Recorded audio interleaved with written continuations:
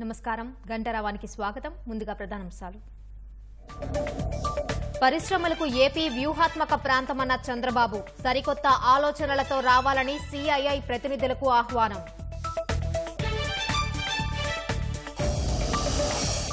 భోగాపురం విమానాశ్రయంతో ఉత్తరాంధ్ర రూపురేఖలు మారతాయన్న CM 2026 June లోపే పూర్తి చేయాలని అధికారులకు ఆదేశం.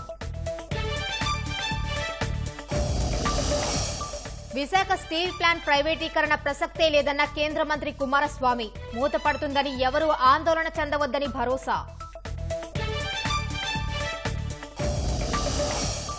రాష్ట్రంలో 19 మంది ఐఏఎస్ అధికారుల బదిలీ.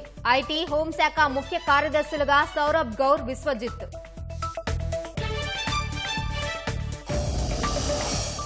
రాష్ట్ర వ్యాప్తంగా రాయితీపై బియ్యం, కందిపప్పు పంపిణీ. రైతు బజార్లలో ప్రత్యేక కౌంటర్లు ఏర్పాటు చేసి అందజేత.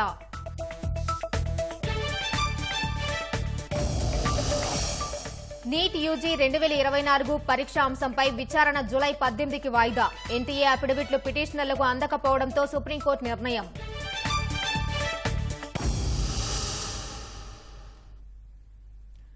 భోగాపురం విమానాశ్రయం నిర్మాణంతో ఉత్తరాంధ్ర రూపురేఖలు మారిపోనున్నాయని ముఖ్యమంత్రి చంద్రబాబు అన్నారు. భోగాపురం విమానాశ్రయం ఉత్తరాంధ్రకు గ్రోత్ ఇంజన్ గా మారుతుందని ఆశాభావం వ్యక్తం చేశారు. 2 ఏళ్లలో ఈ విమానాశ్రయం అందుబాటులోకి రానుందన్న ఆయన రాష్ట్రంలోనూ మరో 5 ఎయిర్పోర్టుల నిర్మాణానికి శ్రీకారం చుడుతున్నామని వెల్లడించారు.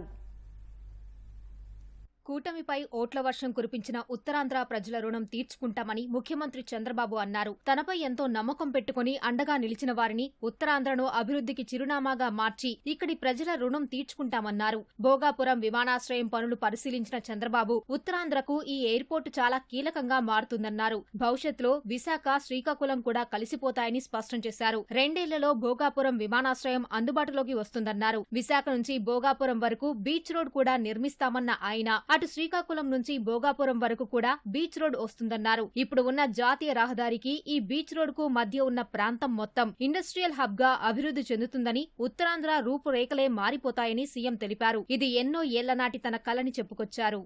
భవిష్యత్తులో పెద్ద ఎత్తున పెరగబోయే నగరం ఈ ఎయిర్పోర్ట్ తో విశాఖపట్నం, విజయనగరం కలిసిపోతుంది. ఇక్కడి నుంచి శ్రీకాకుళం కూడా కలిసే అవకాశం ఉంది. ఎందుకంటే శ్రీకాకుళం 50 కిలోమీటర్లు, విశాఖపట్నం 50 కిలోమీటర్లు. ఆ సెంటర్ లో ఈ ఎయిర్పోర్ట్ వస్తా ఉంది. అదే మరిగా ఫేజ్ 1 లో బీచ్ రోడ్ భోగాపురం వరకు ఏదైతే బీచ్ రోడ్ ఉందో అది కానీ మనం వేసుకుంటే, ఫేజ్ 2 లో ఇంకొక 50 కిలోమీటర్లు శ్రీకాకుళం, ఫేజ్ 3 లో లేదంటే కంటిన్యూగా కూడా మూలపేట పోర్ట్ వరకు వేసుకుంటే, మూలపేట నుంచి ఒక పేరలల్ హైవే వచ్చి బీచ్ రోడ్ వచ్చి ఇప్పుడుండే ఎగ్జిస్టింగ్ హైవే ఈ హైవే కనుక కలిపేయగలిగితే మధ్యలో కొన్ని కనెక్టివిటీ పెట్టుకుంటే one of the best place అవుతుంది ఇండస్ట్రియలైజేషన్ కి. Nowhere, no place can beat this. ఇది నాకు ఒక కళ, ఎప్పటి నుంచో మాట్లాడుతున్నా. అది ఇప్పుడు ఎగ్జిక్యూట్ చేసే పరిస్థితి వచ్చింది. 2023 నాటికే భోగాపురం విమానాశ్రయం అందుబాటులోకి రావాల్సి ఉన్నా గత ప్రభుత్వ వైఖరి వల్ల సాధ్యపడలేదన్నారు. విశాఖకు మెట్రో కూడా వస్తుందని, దీన్ని విమానాశ్రయానికి అనుసంధానం చేస్తామని చెప్పారు. వీళ్ళొచ్చి మొత్తం టింకర్ చేశారు, ప్రాజెక్ట్ ని ఆడుకునే పరిస్థితికి వచ్చారు. ఇప్పుడు మళ్ళా మొదటికి వచ్చింది. ఒక 500 ఎకరాలు తీసుకోవడం, లేకుంటే లేనిపోని సమస్యలు క్రియేట్ చేయడం, అన్ని క్రియేట్ చేశారు. మళ్లీ వేసిన ఫౌండేషన్ తిరిగి ఫౌండేషన్ వేయడం, అంటే ఇవన్నీ కూడా ఏంటంటే ఒక పిల్లోళ్ల చేష్టలు లేదంటే పిచ్చోళ్ల చేష్టల కింద దీన్ని అతలాకుతలం చేసే పరిస్థితికి వచ్చారు. ఫార్చునేట్లీ ఉత్తరాంధ్ర బిడ్డ సెంట్రల్ సివిల్ ఏవియేషన్ మినిస్టర్ గా ఉన్నారు. ఇప్పుడు ఈ ప్రాజెక్టు కట్టే వాళ్ళు కూడా ఉత్తరాంధ్ర వాళ్లే. బోత్ ఇంట్రెస్ట్లు ఇక్కడ సింక్రనైజ్ అయినాయి. అంటే ఈ ప్రాంతం యొక్క అభివృద్ది ధ్యేయంగా ఇద్దరు కూడా దీన్ని డెవలప్ చేయాల్సిన అవసరం ఉంది. One of the best project గా మా ఎన్డీఏ కూటమికి ఉత్తరాంధ్ర బ్రహ్మరథం పట్టారు. మాక్సిమం ఓట్లు వేశారు, అంటే ఓట్ల వర్షం కురిపించారు. రాష్ట్రం అంతా సునామీ, ఆ సునామీలో నెంబర్ 1 ఉత్తరాంధ్ర.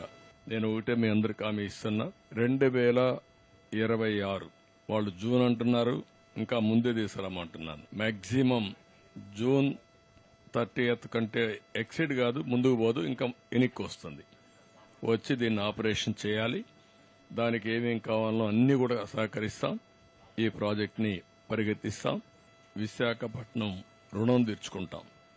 వీళ్ళు చూపించిన అభిమానం. ఎన్ని క్రైసిస్ ఉన్నా నా మీద వాళ్ళకు ఒక నమ్మకం, వాళ్ళ మీద నాకు ఒక నమ్మకం.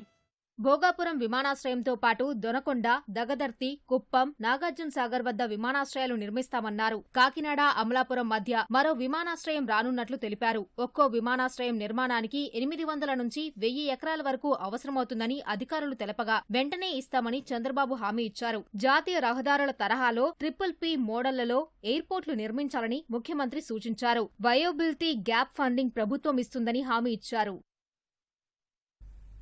ఉత్తరాంధ్ర సుజల స్రవంతి పూర్తి చేసి ప్రతి ఎకరాకు నీరందిస్తామని ముఖ్యమంత్రి చంద్రబాబు హామీ ఇచ్చారు. నదులను అనుసంధానించి రాష్ట్రంలో కరువు లేకుండా చేస్తామన్నారు.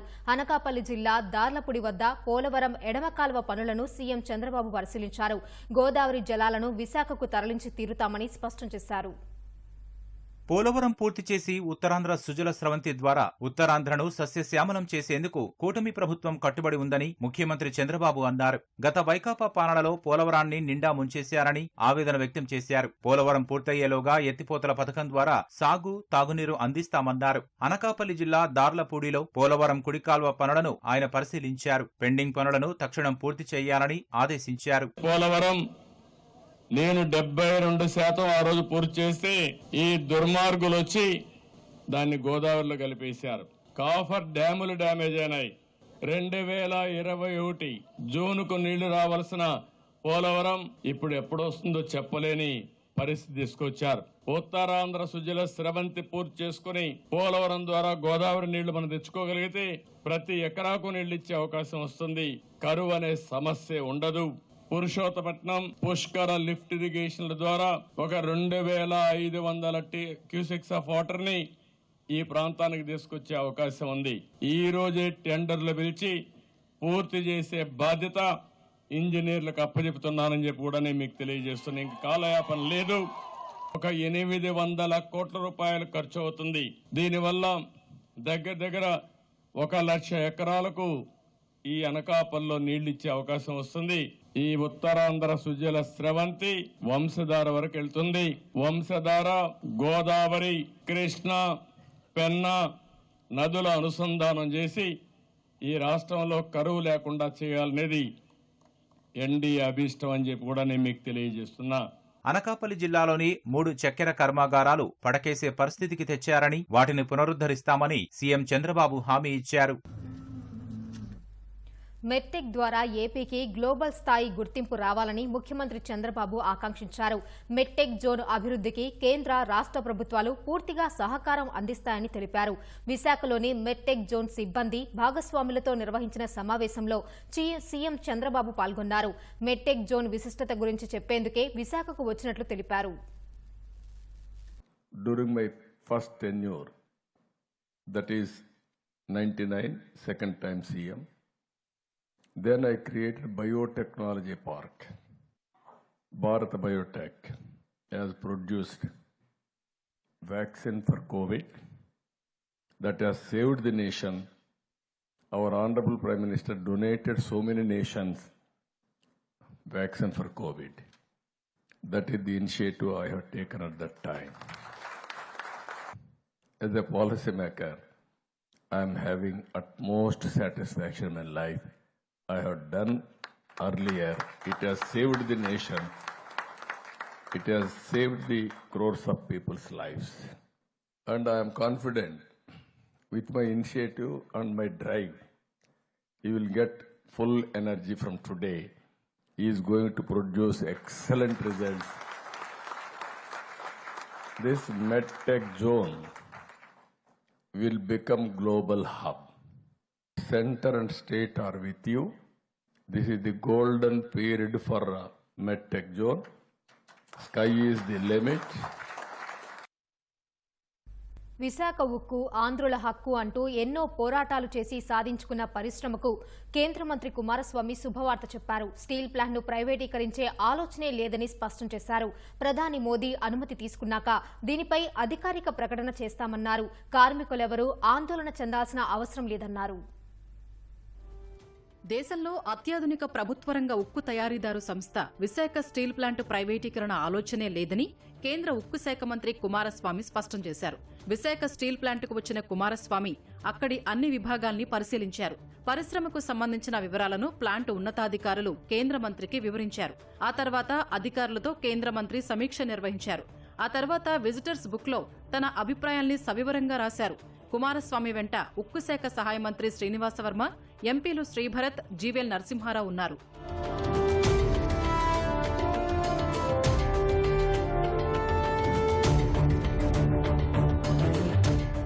విశాఖ స్టీల్ ప్లాంట్లోని అన్ని విభాగాల్ని పరిశీలించిన కుమారస్వామి వాటన్నింటినీ ప్రధాని మోదీ దృష్టికి తీసుకెళ్తానని చెప్పారు.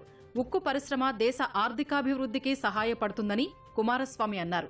అనేక మంది జీవితాలతో ముడిపడి ఉన్న విశాఖ స్టీల్ ప్లాంట్ను పరిరక్షించటం తమ బాధ్యతని స్పష్టం చేశారు. ప్రధాని ఆశీస్సులతో 100% సామర్థ్యంతో స్టీల్ ప్లాంట్లో ఉత్పత్తి జరుగుతుందన్నారు.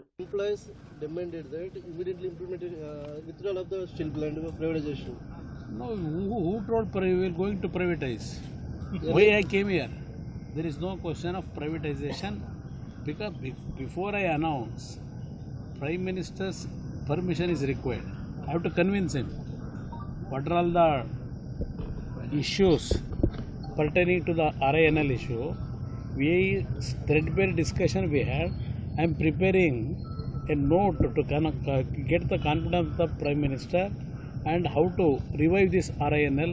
For that we are working out. What is your final assurance for the employees, sir? Let us see. That's why I am telling you. There is a possibility of reviving. We can do it. For that actually we are working out. ఉక్కు పరిశ్రమ మళ్లీ లాభాల బాట పట్టేందుకు అనువైన మార్గాలను కేంద్ర మంత్రి కుమారస్వామికి వివరించినట్లు తెలుగుదేశం రాష్ట్ర అధ్యక్షుడు పల్లా శ్రీనివాసరావు తెలిపారు. కేంద్ర మంత్రి 2 నెలల సమయం కోరారని, కార్మికులకు ఆందోళన అవసరం లేదని భాజపా ఎమ్మెల్యే విష్ణుకుమార్ రాజు చెప్పారు. ఈ ప్లాంట్ కి ఇప్పుడు బ్యాంకర్స్ లోన్ ఇవ్వట్లేదు. దానికి కారణం ఏంటంటే ఈ ల్యాండ్ అంతా గవర్నమెంట్ ఆఫ్ ఇండియాలో ఉంది కనుక నాన్ ఫైనాన్షియల్ కమిట్మెంట్స్ అంటే ఆర్థిక పరమైనటువంటి భారం లేకుండా ఉండాలి అనుకుంటే గవర్నమెంట్ మీద ముందు ఇక్కడ ఉన్నటువంటి ప్లాంట్ ల్యాండ్ ని స్టీల్ ప్లాంట్ RINL పేరు మీద గవర్నమెంట్ ఆఫ్ ఇండియా పేరు మీద ఉంది, ఇది RINL పేరు మీద చేయండి, లేదంటే దీనికి మైన్స్ కేటాయించండి. ఇంకా అది కూడా సాధ్యపడిపోతే సేల్ లో మర్చేయండి.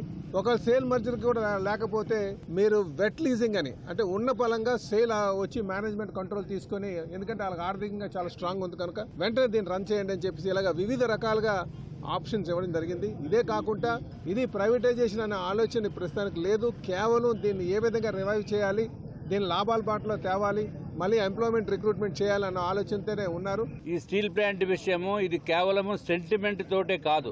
This is the pride of Andhra Pradesh.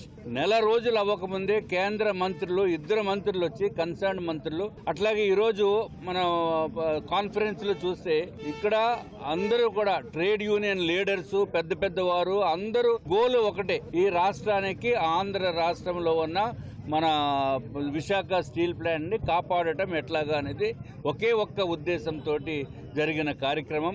తప్పనిసరిగా ఏదైతే మనం ఊహిస్తున్నామో అది ఒక 2 నెలల సమయము కేంద్ర మంత్రివర్యులు తీసుకుంటామని చెప్పారు. మనకి మంచి రోజులు వచ్చినాయని చెప్పడానికి ఇది ఉదాహరణ. విశాఖ స్టీల్ ప్లాంట్ నిర్వాసితులు ఇచ్చిన వినతి పత్రాలను కేంద్ర మంత్రి కుమారస్వామి స్వీకరించారు. రైతు బజార్లలో రాయితీపై నాణ్యమైన బియ్యం, కందిపప్పు పంపిణీ కార్యక్రమాన్ని ప్రభుత్వం ప్రారంభించింది. ఏ గ్రేడ్ కందిపప్పు కేజీ 160 రూపాయలు, 2 రకాల నాణ్యమైన సోనా మసూరి బియ్యాన్ని కిలో 48, 49 రూపాయల చొప్పున ప్రజలకు అందిస్తోంది. పౌర సరఫరాల శాఖ ఆధ్వర్యంలో రాష్ట్ర వ్యాప్తంగా అన్ని రైతు బజార్లలో ప్రత్యేక కౌంటర్లు ఏర్పాటు చేసి సరుకులు పంపిణీ చేస్తుంది. నిత్యావసర సరుకులను రాయితీపై అందించేందుకు రాష్ట్ర ప్రభుత్వం చర్యలు చేపట్టింది. విజయవాడ ఏపీఐఏసీ కాలనీలోని రైతు బజార్లో తొలి కౌంటర్ను పౌర సరఫరాల శాఖ మంత్రి నాదెండ్ల మనోహర్ ప్రారంభించి ప్రజలకు సరుకులు పంపిణీ చేశారు. ఆర్థిక పరిస్థితి క్లిష్టంగా ఉన్నా ముఖ్యమంత్రి చంద్రబాబు, ఉప ముఖ్యమంత్రి పవన్ కళ్యాణ్ ఆదేశాలతో సామాన్యులకు నిత్యావసర సరుకుల్ని రాయితీపై అందించేందుకు చర్యలు తీసుకున్నట్లు తెలిపారు. రాబోయే రోజుల్లో పంచదార సహా పలు చిరుధాన్యాల్ని రాయితీపై పంపిణీ చేస్తామన్నారు. కందిపప్పు 181 రూపాయలు కిలోకి అమ్ముతున్నారు మార్కెట్లో. సామాన్యులు పాపం చాలా ఇబ్బంది పడుతున్నారు. వాటి గురించి చర్చించినప్పుడు వాళ్ళందరూ కూడా పెద్ద మనసుతోటి రాష్ట్ర వ్యాప్తంగా ఒకే ధర అందించాలనే ఒక ఆలోచనతోటి ఒక 4 రోజులు కసరత్తు చేసి మా అధికారులంతా ఈ రోజున సుమారు 284 అవుట్లెట్లలో ఈరోజు కందిపప్పు ప్రతి వినియోగదారుడికి కేవలం 160 రూపాయల కిలో చొప్పున అందిస్తున్నాం. అదేవిధంగా సూపర్ ఫైన్ రైస్ క్వాలిటీ 49 రూపాయలు కోటి, 48 రూపాయలు కోటి.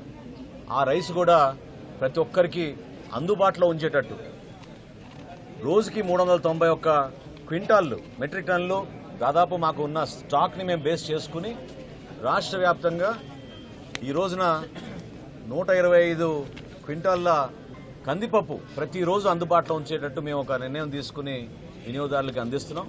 వీటితో పాటు మేము రాబోయే రోజుల్లో ఖచ్చితంగా వీళ్ళందరికీ కూడా పంచదార కానివ్వండి, కందిపప్పు కానివ్వండి, రాగి కానివ్వండి, మిల్లెట్స్ కానివ్వండి, ఇది పంపిణీ చేయాలని ఒక ప్రణాళిక సిద్ధం చేసుకుంటున్నాం. వైకాపా పాలనలో అడ్డు అదుపు లేకుండా పెరిగిన ధరలు తగ్గించి పేదలకు ఊరట కలిగించాలన్నదే కూటమి ప్రభుత్వ లక్ష్యమని మాజీ మంత్రి ప్రత్తిపాటి పుల్లారావు స్పష్టం చేశారు. పల్నాడు జిల్లా చెలకలూరుపేట రైతు బజారులో రాయితీపై కందిపప్పు, బియ్యం విక్రయాలను కలెక్టర్తో కలిసి ఆయన ప్రారంభించారు. పాత గుంటూరులోని రైతు బజార్లో బియ్యం, కందిపప్పు విక్రయాల్ని గుంటూరు తూర్పు ఎమ్మెల్యే నసీర్ అహ్మద్ ప్రారంభించారు. మచిలీపట్నంలోని రైతు బజార్లలో ప్రత్యేక స్టాల్ ప్రారంభించిన మంత్రి కొల్లు రవీంద్ర రైతు బజార్లను గత వైకాపా ప్రభుత్వం పూర్తిగా నిర్లక్ష్యం చేసిందని విమర్శించారు.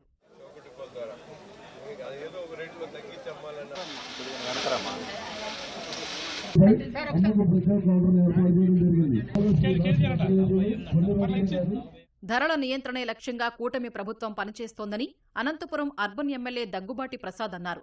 ప్రజలకు రాయితీపై సరుకులు పంపిణీ చేశారు. పార్వతీపురం మన్యం జిల్లా సాలూరు చిన్న బజార్ వద్ద రిటైల్ దుకాణాన్ని స్త్రీ శిశు సంక్షేమం, గిరిజన శాఖ మాత్యులు సంధ్యారాణి ప్రారంభించారు. విజయనగరం దాసన్నపేట రైతు బజార్లో సంయుక్త కలెక్టర్తో కలిసి ఎమ్మెల్యే అదితి విజయలక్ష్మి గజపతిరాజు రాయితీ కందిపప్పు, బియ్యాన్ని అందజేశారు. ప్రజలు ఆకలితో పస్తులు ఉండకూడదనే ఉద్దేశంతోనే ఈ కార్యక్రమాన్ని చేపట్టినట్లు తెలిపారు.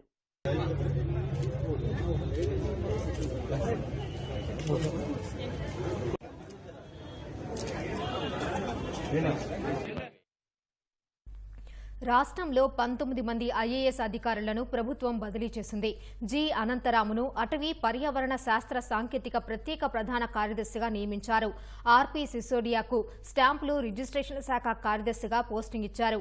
జి జయలక్ష్మికి సిసిఎల్ఏ చీఫ్ కమిషనర్గా బాధ్యతలు అప్పగించారు. కాంతిలాల్ దండేను ఆర్ఎన్బి ముఖ్య కార్యదర్శిగా బదిలీ చేశారు. సురేష్ కుమార్ కు పెట్టుబడులు, మౌలిక సదుపాయాల శాఖ కార్యదర్శిగా బాధ్యతలు అప్పగించారు. గ్రామ వార్డు సచివాలయం పూర్తి అదనపు బాధ్యతలు కేటాయించారు. జీఏడీ కార్యదర్శిగాను సురేష్ కు అదనపు బాధ్యతలు అప్పగించారు. సౌరభ్ గౌర్ ను ఐటీ శాఖ, ఆర్టీజీఎస్ కార్యదర్శిగా నియమించారు. యువరాజ్ కు పరిశ్రమలు, వాణిజ్యం, ఫుడ్ ప్రాసెసింగ్ శాఖ కార్యదర్శిగా బాధ్యతలు అప్పగించారు. హర్షవర్ధన్ కు మైనారిటీ సంక్షేమ శాఖ కార్యదర్శిగా బాధ్యతలు అప్పగించారు. పి భాస్కర్ కు వెనుకబడిన తరగతుల సంక్షేమ శాఖ కార్యదర్శిగా నియమించారు. P Bhaskar EWS, GAD services అదనపు బాధ్యతలు అప్పగించారు. కె కన్నబాబును సాంఘిక సంక్షేమ శాఖ కార్యదర్శిగా నియమించారు. గిరిజన సంక్షేమం, పంచాయతీరాజ్ శాఖ కమిషనర్ గాను కన్నబాబుకు బాధ్యతలు అప్పగించారు. వినయ్ చంద్రు పర్యాటక శాఖ కార్యదర్శిగా బదిలీ చేశారు. వివేక్ యాదవ్ కు యువజన సర్వీసులు, క్రీడల శాఖ కార్యదర్శిగా నియమించారు. సూర్యకుమారిని మహిళా, శిశు సంక్షేమం, దివ్యాంగుల సంక్షేమ కార్యదర్శిగా బదిలీ చేశారు. శ్రీధర్ కు ఇండస్ట్రీస్ డైరెక్టర్గా బాధ్యతలు అప్పగించారు. జె నివాస్ కు ఆర్థిక శాఖ అదనపు కార్యదర్శిగా పోస్టింగ్ ఇచ్చారు. విజయరామరాజును పాఠశాల విద్యాశాఖ డైరెక్టర్గా నియమించారు. హిమాన్సు శుక్లాకు సమాచార, పౌర సంబంధాల శాఖ డైరెక్టర్గా పోస్టింగ్ ఇచ్చారు. ఢిల్లీరావుకు వ్యవసాయ శాఖ డైరెక్టర్గా నియమించారు. వ్యవసాయ శాఖ నుంచి హరికిరణ్ ను ప్రభుత్వం బదిలీ చేసింది. హరీష్ కుమార్ గుప్తాను విజిలెన్స్ ఎన్ఫోర్స్మెంట్ డీజీగా బదిలీ చేశారు. కుమార్ విశ్వజిత్ కు హోంశాఖ ముఖ్య కార్యదర్శిగా పోస్టింగ్ ఇచ్చారు. గిరిజా శంకర్ ను ఆర్థిక శాఖ నుంచి రిలీవ్ చేశారు. శేషాచల అడవుల్లో ఎర్రచందనం దోచేసిన దొంగలను వదిలిపెట్టే ప్రసక్తే లేదని కేంద్ర హోంశాఖ సహాయ మంత్రి బండి సంజయ్ ప్రకటించారు. వీరప్పన్ వారసులను చట్టం ముందు నిలబెడతామన్నారు. స్వామివారిని అడ్డుపెట్టుకుని వ్యక్తిగత ఆస్తులు పోగేసిన వారి పాలన పోయి ఆంధ్రాలో సేవకుల పాలన వచ్చిందన్నారు. ఈ ఉదయం వీఐపీ బ్రేక్ దర్శన సమయంలో శ్రీ వెంకటేశ్వర స్వామివారిని బండి సంజయ్ దర్శించుకున్నారు. ఆ తర్వాత వేద ఆశీర్వచనం చేసిన పండితులు తీర్థప్రసాదాలు అందజేశారు. వీరప్పన్ వారసుల చేతిలో మొన్నటి వరకు కూడా టీటీడీ ఉండే. స్వామివారి పవర్ ఎంతో తెలుసు, స్వామివారి శక్తి ఎంతో తెలుసు. వాళ్ళు ఆడిందే ఆట, పాడిందే పాట కావచ్చు. ఇవాళ ఏమైంది పరిస్థితి? స్వామివారి జోలు పోతే ఏమైంది పరిస్థితి? బట్ ఎర్రచందనం పేరుతోని దొంగదందా చేస్తూ వేల కోట్ల రూపాయల స్వామివారి ఆస్తిని, జాతీయ సంపదను దోచుకుంటూ వాళ్ళే ఇవాళ రాజకీయాలను శాసించే స్థాయికి వచ్చారు. తప్పకుండా దీన్ని వదిలిపెట్టే ప్రసక్తి లేదు. దేశవ్యాప్తంగా దుమారం రేపిన నీట్ యూజీ 2024 పరీక్షల్లో అక్రమాలపై విచారణను సుప్రీంకోర్టు ఈ నెల 18కి వాయిదా వేసింది. తొలుత శుక్రవారమే విచారణ చేపడతామని చెప్పినప్పటికీ సొలిసిటర్ జనరల్ అభ్యర్థన మేరకు వాయిదాను పొడిగించింది. ఈ నెల 8న ఇచ్చిన ఆదేశాల ప్రకారం ఈ వ్యవహారంపై నేషనల్ టెస్టింగ్ ఏజెన్సీ ఎన్టీఏ, కేంద్ర ప్రభుత్వం ఇప్పటికే తమ స్పందనలో తెలియజేశాయి. ఆ అఫిడవిట్ పిటిషనర్లందరికీ ఇంకా చేరలేదు. వాటిని పరిశీలించేందుకు సమయం ఇస్తూ తదుపరి విచారణ ఈ నెల 18కి వాయిదా వేస్తున్నట్లు ప్రధాన న్యాయమూర్తి జస్టిస్ డివై చంద్రచూడ్ పేర్కొన్నారు. మరోవైపు లీక్ అయిన నీట్ ప్రశ్నాపత్రం బీహార్లోని ఒక్క పరీక్ష కేంద్రానికే పరిమితమైందని, విస్తృతంగా వ్యాప్తి చెందలేదని సీబీఐ సుప్రీంకోర్టుకు తెలియజేసినట్లు సమాచారం. సామాజిక మాధ్యమాల్లోనూ ఇది వ్యాప్తి చెందలేదని పేర్కొన్నట్టు తెలిసింది. ఇందుకు సంబంధించిన నివేదికను సీల్డ్ కవర్లో అందజేసింది. ఉత్తర భారతదేశంలో పలు రాష్ట్రాలను భారీ వర్షాలు వణికిస్తున్నాయి. ఈశాన్య రాష్ట్రాల్లో అస్సాంతో పాటు మరికొన్ని ప్రాంతాలను వరదలు అతలాకుతలం చేస్తున్నాయి. ఉత్తరప్రదేశ్లో వేరువేరు ప్రాంతాల్లో పడిన పిడుగుపాటు కారణంగా 38 మంది మృతి చెందగా మరికొందరికి తీవ్ర గాయాలైనట్లు అధికారులు తెలిపారు. పిడుగుపాటు వల్ల ప్రతాప్గఢ్లో అత్యధికంగా 11 మంది మరణించినట్లు చెప్పారు. వరదలకు యూపీలో జనజీవనానికి తీవ్ర అంతరాయం ఏర్పడుతోందని అధికారులు వెల్లడించారు. రానున్న 5 రోజుల్లో యూపీ సహా కేంద్రపాలిత ప్రాంతాల్లో భారీ వర్షం కురిసే అవకాశం ఉన్నట్లు భారత వాతావరణ శాఖ హెచ్చరించింది. అటు ముంబై నగరంలో వర్షం బీభత్సం సృష్టిస్తోంది. రాబోయే 3 రోజులు ముంబైలో భారీ నుంచి అతి భారీ వర్షాలు కురిసే అవకాశం ఉండటంతో కొన్ని ప్రాంతాలకు ఐఎండీ ఎల్లో అలర్ట్ జారీ చేసింది.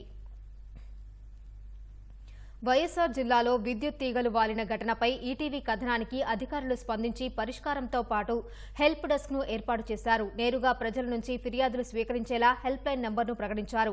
విద్యుత్ తీగలు వేలాడుతున్నా, స్తంభాలు వాలి ఉన్నా, తీగలు తెగే అవకాశం ఉన్నా, జంపర్లు వదులుగా ఉన్నా, మంటలు చెలరేగుతున్నా వినియోగదారులు చిత్రాలు తీసి హెల్ప్ డెస్క్ వాట్సాప్ నంబర్కు పంపితే సమస్యను పరిష్కరిస్తామని విద్యుత్ అధికారులు తెలిపారు.